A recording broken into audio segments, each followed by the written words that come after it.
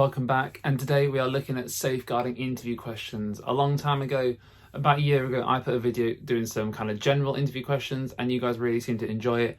So today we're looking at more interview questions to get a teaching job specifically about safeguarding.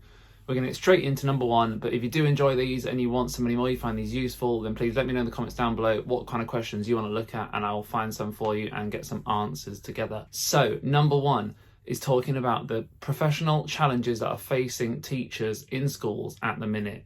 So this question really focuses around teachers and the kind of challenges that they're facing in schools, and you need to have a really up-to-date knowledge about what's going on in school at the time. Now, this can be very specific to different schools in different areas. Some areas in very affluent, upbuilt areas will have different challenges to schools that maybe are in areas with more poverty, areas with a higher level of people that are unemployed. So you need to first of all make sure you've looked at the school, looked at the surrounding area and worked out what kind of school and what kind of challenges they might be facing.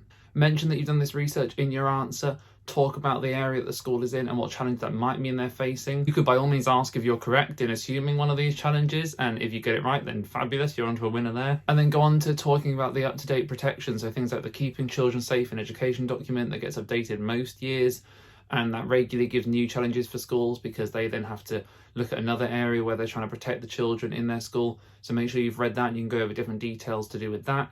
Make sure that you're talking about the challenges that the school is facing that are personal to them, and make sure that most of all you are up to date with all of the different ideas that are coming out in the news at the minute. So things like how during lockdown there's been a rising level of domestic violence at homes.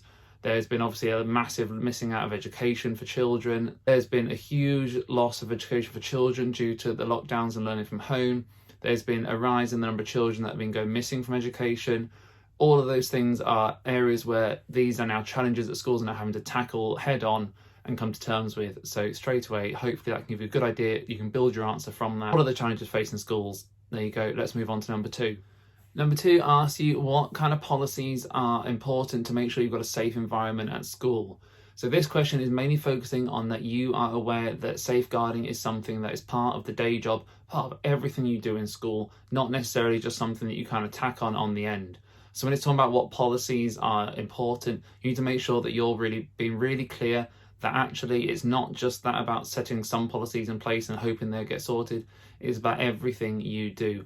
So you can talk about policies that are making sure that, for instance, we're working on attendance in schools, that every child's coming to school at the right time, that they're being at school for the right amount during the day, every day. You can talk about making sure that all the teachers are up to date with all their policies and all the staff members up to date with all the policies that are coming out and the changes to them. Because obviously as things change, then you need to make sure that you guys are aware of the changes in the policies. So making sure that there's regular staff meetings about safeguarding, that it's in place throughout the school, that there's posters up in the staff room, any changes are regularly sent out to teachers. All the staff are aware about safeguarding. It's something that's so important in schools, especially at the minute, and you need to make sure that you are aware of these challenges and how to face them. So these policies are not necessarily you having to think of a policy and a revolutionary idea that you implement in the school that you're going to. It's about making sure that you know that safeguarding isn't something that you're just kind of think about at the end of a school day. It's something that is going to be on your mind throughout the day. In everything you do, you're always making sure, number one, the children are safe in school. That is the primary goal of any teacher. So hopefully that's what you can portray in your answer here. The next one talks about what makes school a nice, protective, safe environment.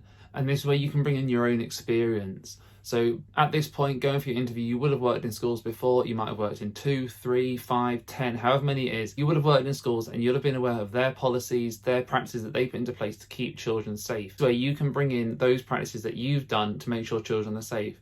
Now, this does not mean you have to have a really relevant example where a child has been in danger and you've rescued them or anything like that. This just has to be where you can show that throughout your time on your placement, you were aware that the school made sure that the children were in school on time. So maybe they had an early morning breakfast club to help those children that maybe weren't getting to school on time.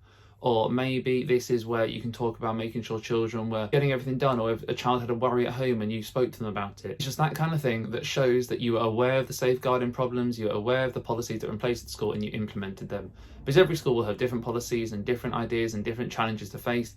And as long as you're following the ones that you were given at the time, then as you go into this new school, you can use those too. So it just showed that you knew what the policies were, you knew what the practices were, and you implemented them as best as you. One of the other questions they might ask is about your interests and your life outside of work. Now, this is a really important one because obviously as a teacher, through following the teaching standards, part one of the teaching standards are what you do inside school and in the classroom, but part two is your professionalism, and it's making sure that everything you do shows that you are professional and you are living up to the standards of being a teacher. Now, this is something you have to think about in all areas of your life, and it's not just something that happens from 9 o'clock till 3 o'clock. You need to make sure you're holding that professionalism and holding those standards the whole time you're a teacher. Now, this is something I have to think about because obviously through making these videos, I have to make sure that I'm still professional and completely the way I would be in school, and I am. And I'd be happy if any of the staff at my school watch any of these videos, because quite clearly they're all about teaching. I wouldn't say anything on these, and I wouldn't say in school. So I'd be more than happy. I'm sure some of them have done, but it's something that you have to be aware of in your entire life. When you go to the shops, when you go to clubs, when you go to out with friends, when you go for a meal out,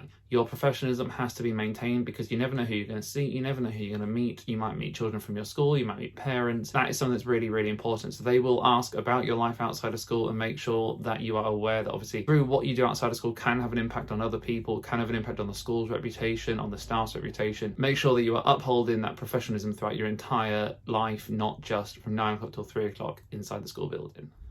The next one they might ask you is talk about what's attracted you to working at the school that you are applying for. And again, this is a chance for you to really personalise your answer and show the research that you've done to talking about the local school and the local area and what has made you want to teach there. This is also a chance to show that you are really putting forward the children's needs and the school's needs ahead of your own. So it's not a time to say, oh, well, I think it'll be really good for me and, you know, I've got a chance to step up the ladder. This could be something you mention, and if the school really focuses on developing teachers and progressing them up the ladder and moving on, then absolutely go for it. But make sure it's to do with the school. If it's a school that actually you're going for that doesn't necessarily have a big focus on developing teachers and just really focuses on the children, it's not a development school for teachers, then focus on the children and talk about what you want to do for them, what you want to do as part of your role in the school.